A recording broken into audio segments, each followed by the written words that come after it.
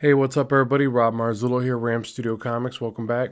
So today's image, I'm just going to show you a quick speed drawing of a Batman image that I worked on. The original art was created by Jason Fabok. Hopefully I'm saying that right. And I just saw the image as I was kind of briefing through a bunch of different Batman pictures. I was going to draw something just from my mind and use a little bit of reference just to guide me as to, features, structure, things like that. But I was so impressed with this image that I thought I would try to do a recreation of it. And that's why I want to make sure that everybody's fully aware. I'll reiterate it a couple times. This is not my original concept.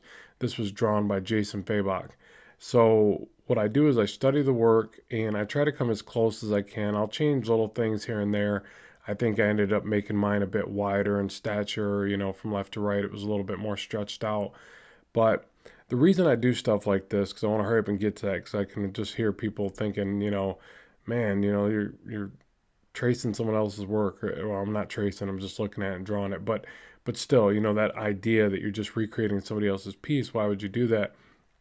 And I actually think that you learn a tremendous amount this way, especially from studying from artists that are more advanced and that are, already doing comics for a living and that kind of thing, working for the big leagues and, DC, Marvel, stuff like that. So to me, it's the best way to kind of identify what the choices they're making and, what they're doing and why kind of thing. It's the same reason why I ink, you'll see I'll ink like pieces from David Finch, Jim Lee, McFarlane, any artist that I really admire. And I do that because I'm trying to really learn another level of detail of the choices they make as they create this type of work.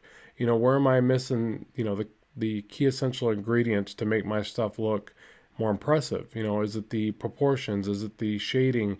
Is it the dynamic, stylization? All these things that go into making this type of artwork.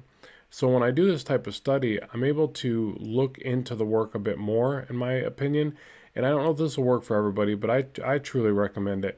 Now, I would never say do this type of work and pass it off as your own, and that's why I wanted to keep reiterating through this video that I wasn't the original creator of this piece. I simply studied Jason's work and redrew it. And I'm drawing this on the iPad Pro with the Apple Pencil.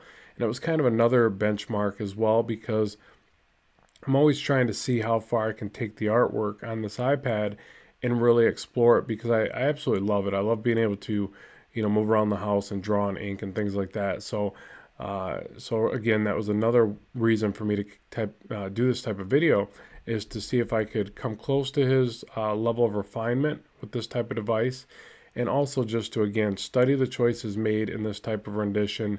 And really, I think the thing that I walked away with most on this particular study was the proportions are really well done in the way that he structured Batman's, suit and face and all, the proportions of it. And also just the level of line work and detail that it goes from the thicker shapes of shadows to the more refined lines.